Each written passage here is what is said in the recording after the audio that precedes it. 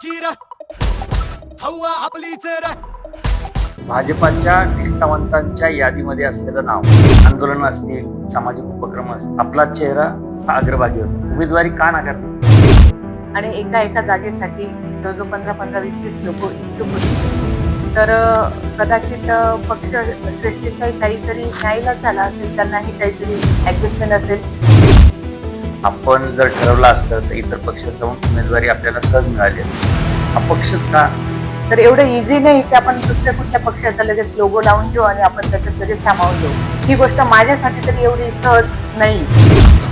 हे तर चालूच असतं, ही निवडणूकच त्याच्यावर असते, परंतु याच्या पलीकडे जाऊन विचार करण्याची खरोखर गरज आहे.